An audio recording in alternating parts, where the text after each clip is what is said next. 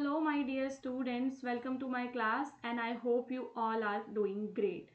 आज का ये वीडियो जो भी एमए हिस्ट्री के स्टूडेंट्स हैं उन सभी के लिए one of the most important video है, क्योंकि इसके अंदर मैं वो सारे के सारे क्वेश्चंस बताऊंगी जो कि आपके दिसंबर 2024 एग्जामिनेशन के लिए इम्पॉर्टेंट हैं।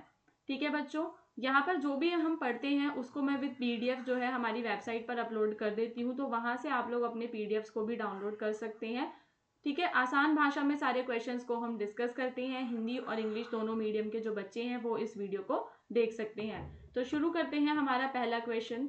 जो हमारा फर्स्ट क्वेश्चन है इसमें हमें दिल्ली सुल्तान जो है वहां पर जो सेंट्रल एडमिनिस्ट्रेशन था, दिल्ली सल्तनत के टाइम पर जो सेंट्रल एडमिनिस्ट्रेशन था उसके बारे में बताना है कि वो कैसे अपना एडमिनिस्ट्रेशन चलाते थे। So the central administration of the Delhi sultan refers to the system of governance.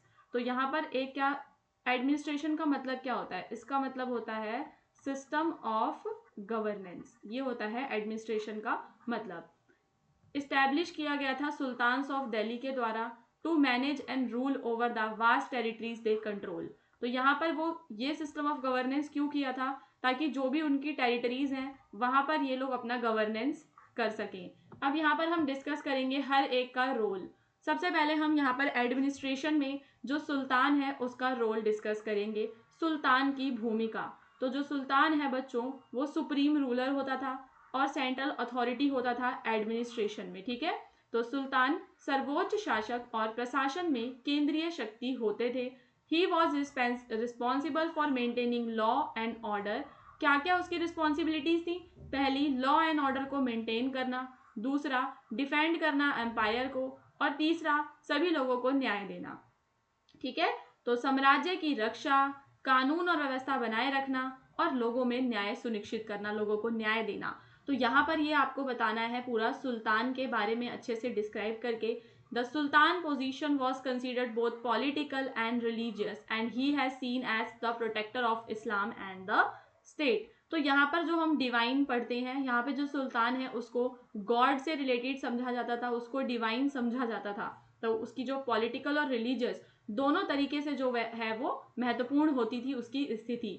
उन्हें इस्लाम और राज्य के रक्षक के रूप में भी देखा जाता था। तो स्टूडेंट्स मैं यहाँ पर आपको पॉइंट्स बताती हूँ। अब आप इन पॉइंट्स को और ज़्यादा डिस्क्राइब भी करके लिख सकते हैं, क्योंकि आपको अपना 500 वर्ड का आंसर लिखना होता है। सो ये सिर्फ हिंट्स होते हैं जिनका सहारा लेकर आप अपना आंसर अपने एग्जाम में फ्रेम करेंगे।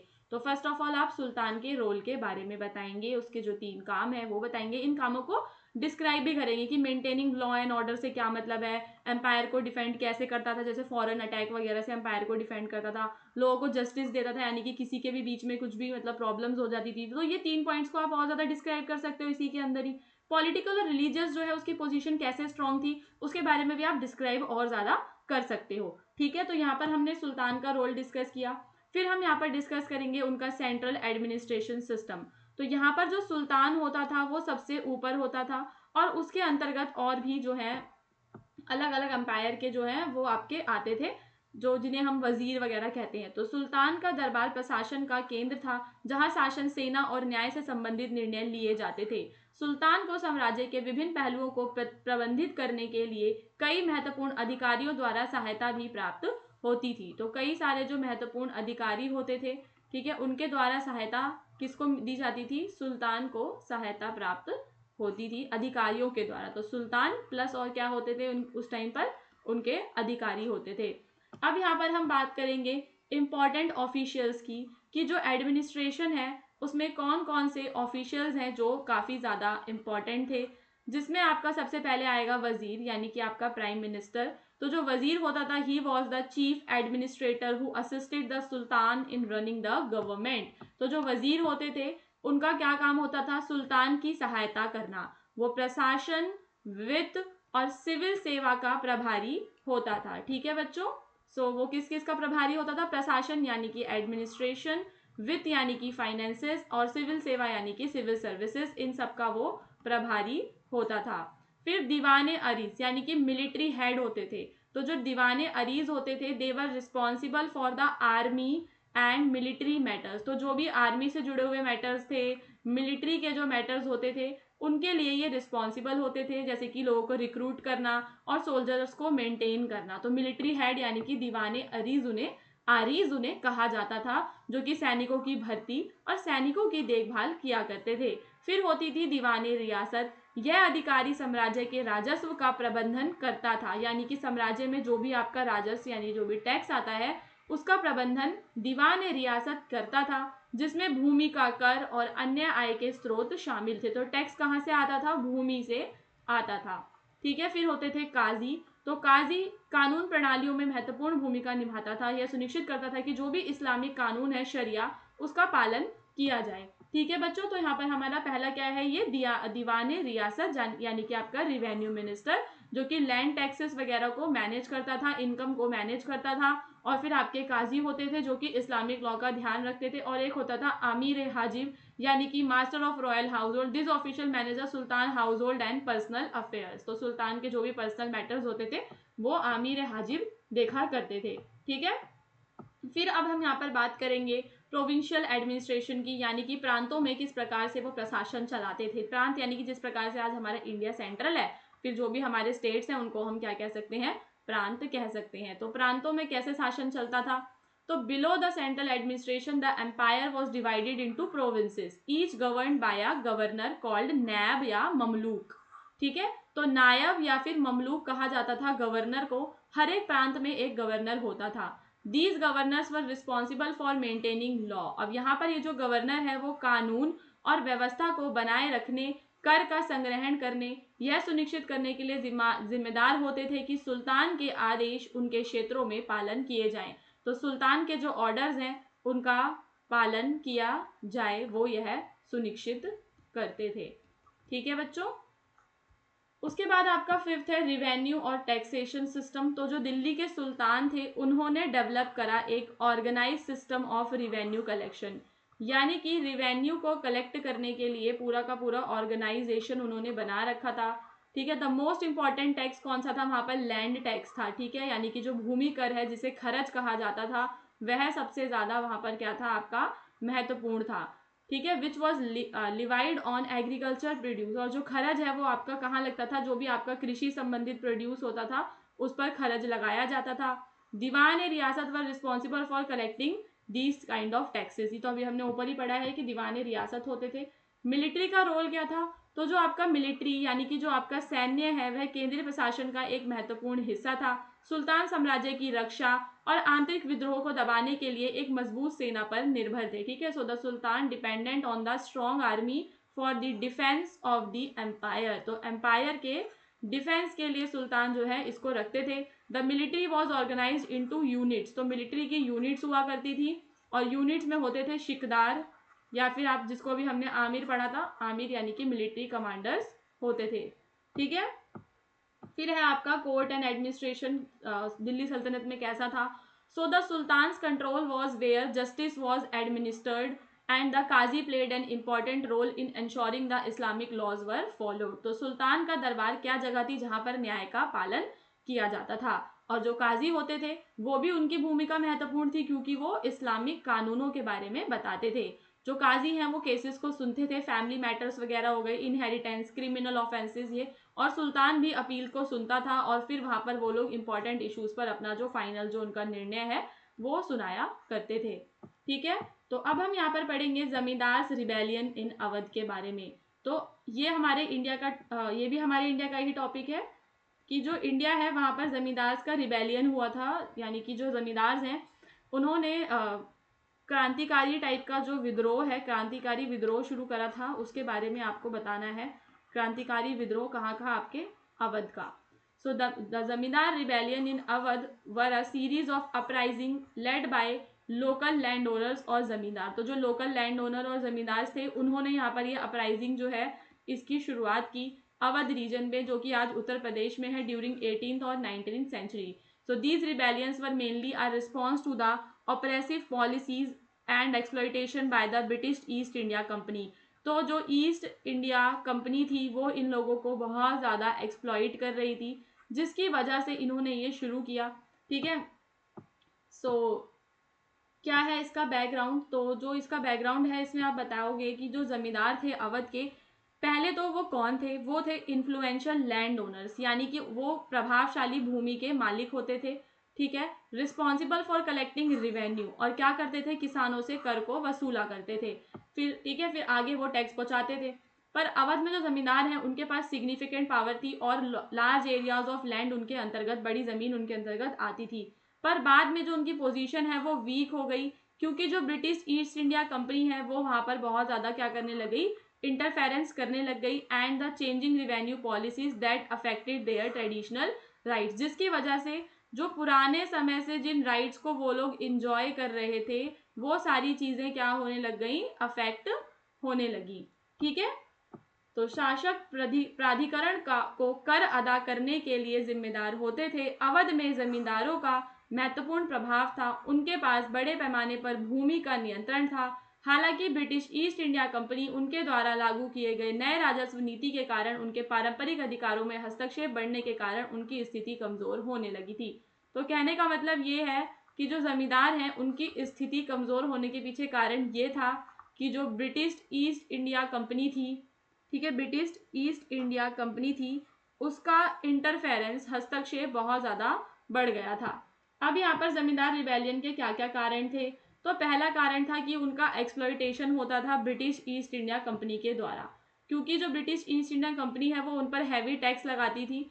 अब जमींदार किसानों से इतना वसूल नहीं पाते थे, तो प्रॉब्लम यहाँ पर आती थी। जमींदार were unable to collect sufficient revenue to pay their dues leading to financial hardship, तो यहाँ पर उनको आर्थिक तौर पर हार्डशिप्स का सामना करना पड़ता था जमींदार को, ठीक है। क्यों करना पड़ता था आर्थिक तौर पर, क्योंकि यहाँ पर किसान इतना पे नहीं कर पाते थे, ठीक है। चेंज हुआ रिवेन्यू पॉलिसीज में, so the British introduce new revenue system such as permanent settlement. यहाँ पर ब्रिटिशर्स ने जो परमानेंट सेटलमेंट वो लेकर आए थे, जहां पर लैंड टैक्स को फिक्स कर दिया था, उसकी वजह से प्रॉब्लम होने लग गई थी, क्योंकि फिक्स्ड लैंड टैक्स बहुत ज्यादा हाई था और वो पे नहीं कर पाते थे। और जो ब्रिटिश है उन्होंने पूरे रीजन में अपना कंट्रोल ले लिया, जमींदार ने उनके जो ट्रेडिशनल पावर्स हैं वो खो दिए और उनकी जो अथॉरिटी है वो अंडरमाइन की जाने लग गई।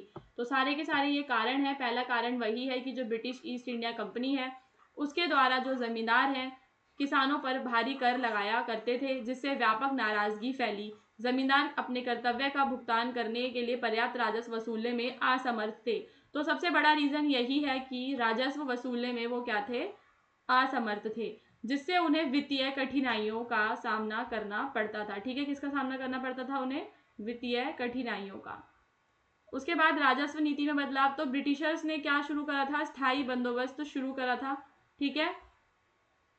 जस्ट अ मिनट, हाँ, तो ब्रिटिशर्स ने स्थायी बंदोबस्त शुरू करा 1793 में, जैसी नई राजस्व प्रणालियां लागू की जिन्होंने भूमि कर को स्थिर कर दिया, यानी कि अब यहाँ पर जो लैंड टैक्स है वो फिक्स कर दिया है, जिसकी वजह से प्रॉब्लम होने लग गई थी और जो जमींदार थे वो अपनी शक्तियां भी खो रहे थे।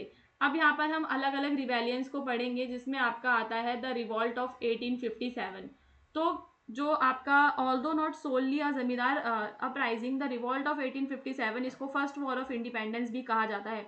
तो यह अकेले जमींदार की लड़ाई नहीं थी, इसे हम फर्स्ट वॉर ऑफ इंडिपेंडेंस भी कहते हैं, क्योंकि इसमें जमींदार आए थे अवध की साइड से, तो इस वजह से हम इसको इससे जोड़ते हैं। They rebelled against British rule due to economic hardship caused by oppressive policies. तो यहाँ पर जो ब्रिटिश रूल है उसके खिलाफ इन्होंने रिबेलियन किया था, ठीक है, ब्रिटिशर्स के खिलाफ, क्योंकि जो उनकी पॉलिसीज थी वो कैसी थी, ऑपरेसिव थी। अब कौन कौन लोग इसमें शामिल थे, तो इसमें थी आपकी बेगम हजरत महल और मौलवी अहमदुल्ला शाह, ठीक है, ये दोनों थे। इन्होंने एक की रोल प्ले किया, ठीक है। एंड जमींदार were a major part of resistance against British forces, और जमींदार भी यहाँ पर इनके साथ जुड़े हुए थे। द रिबेलियन ऑफ 1857, तो before the broader revolt there were several smaller uprisings by zamindar in Awadh where they protested against the harsh land revenue system। तो जो जमींदार थे उन्होंने जो गंदा डिफिकल्ट जो लैंड रेवेन्यू सिस्टम था उसके खिलाफ उन्होंने फाइट शुरू की। तो 1857 का विद्रोह, तो हालांकि यह केवल एक जमींदार विद्रोह नहीं था, ठीक है, फिर भी 1857 का जो विद्रोह है, जिसे हम भारतीय स्वतंत्रता संग्राम का पहला युद्ध कहते हैं, ठीक है, उसके अंदर यहाँ पर जमींदारों ने एक महत्वपूर्ण भूमिका प्रदान की थी। उन्होंने ब्रिटिश शासन के खिलाफ विद्रोह किया, क्योंकि जो उनकी शोषक नीतियां थी उनकी वजह से, उन्हें आर्थिक कठिनाइयों का भी सामना करना पड़ा। इसमें आपकी बेगम हजरत महल आ जाते हैं, मौलवी अहमदुल्ला शाह आ जाते हैं, जिन्होंने इनका नेतृत्व किया, और जमींदार ब्रिटिश सेनाओं के खिलाफ प्रतिरोध का एक महत्वपूर्ण हिस्सा भी बन गए। फिर जो ये व्यापक विद्रोह है, उससे पहले अवध में जमींदारों द्वारा कई छोटे विद्रोह भी किए गए थे, जहां उन्होंने कठोर भूमि कर प्रणाली और ब्रिटिश हस्तक्षेप के खिलाफ विरोध किया। ये शुरुआती विद्रोह 1857 के बड़े विद्रोह की नींव भी बने। अब हम यहाँ पर इसके कॉन्सिक्वेंसेस देखेंगे। तो सबसे पहले है आपका जो जमींदार रिबेलियन है, इसमें है आपका British retaliation. So the British responded to these uprising with brutal force, executing many zamindars and their families. तो यहाँ पर जो जमींदार और उनकी जो फैमिलीज थी, ब्रिटिशर्स ने उनको उनके घरों में से निकाला, ठीक है, और ऐसे एफर्ट्स किए ताकि जो जमींदार हैं उनकी पावर को वीक किया जा सके और उनकी लैंड वगैरह हथिया ली, लैंड एंड वेल्थ कॉन्फिस्केट कर ली, यानी कि हथिया ली। ठीक है, तो ब्रिटिश प्रतिरोध क्या है? ब्रिटिशों ने इन विद्रोहों का कठोर जवाब दिया और कई जमींदारों और उनके परिवारों को सजा दी। ब्रिटिशों ने जमींदारों की भूमि और संपत्ति को भी जब्त कर कर उनकी शक्ति को और ज्यादा कमजोर किया। 1857 के विद्रोह के बाद ब्रिटिश सरकार ने अवध पर सीधा नियंत्रण ले लिया था। मुगल द्वारा नियुक्त नवाबों को हटा दिया और ब्रिटिश शासन की स्थापना की। समझ में आया क्या हुआ 1857 के विद्रोह के बाद? क्योंकि जब ये विद्रोह खत्म हुआ तो ब्रिटिशर्स ने सारा का सारा जो कंट्रोल है, डायरेक्ट कंट्रोल है जो अवध का, वो अपने हाथों में ले लिया था। ये वाला पॉइंट इंपॉर्टेंट है। और जो भी मुगलों के टाइम के जो नवाब वगैरह होते थे उन्हें हटा दिया। The zamindars lost much of their influence and power in the region. तो वहां का जो रीजन था, वहां पर जमींदार्स ने अपनी सारी की सारी जो पावर है उसको खो दिया। ठीक है, वर आइदर रिमूव्ड और weekend bye the British administration. So students, ये मेरा पार्ट 2 यहाँ पर खत्म हो गया है। जो इसका पार्ट 1 है उसके अंदर भी मैंने इंपॉर्टेंट क्वेश्चंस को डिस्कस किया है, जिसका लिंक आपको डिस्क्रिप्शन में प्लेलिस्ट का मिल जाएगा। इसके बाद मैं इसका पार्ट 3 भी लेकर आऊँगी। अगर आपको इसका पार्ट 3 चाहिए तो कमेंट करके ज़रूर बताना, उसके बाद मैं पार्ट 3 अपलोड कर दूँगी। मेरा एक व्हाट्सएप चैनल है, आप लोग उसको ज्वाइन कर सकते हैं, जहाँ पर आपको सारी की सारी जो अपडेट्स हैं वो मिलती रहेंगी कि कब आपका हिस्ट्री का वीडियो अपलोड हो रहा है, कहाँ से उसकी पीडीएफ का लिंक वगैरह, वो सारा आपको व्हाट्सएप चैनल पे मिल जाएगा। तो इसलिए आप प्लीज़ स्कॉलरली माइंड्स का जो व्हाट्सएप चैनल है उसको ज़रूर सब्सक्राइब कर लेना, व्हाट्सएप पे भी और यूट्यूब पे तो करोगे ही। ठीक है, सो यहाँ पर वेबसाइट का नाम दे रखा है, वहाँ पर MHI04 का आर्टिकल है। फर्स्ट वाला पीडीएफ वहाँ पर ऑलरेडी अपलोडेड है, सेकेंड वाला आज रात तक अपलोड हो जाएगा। Okay students.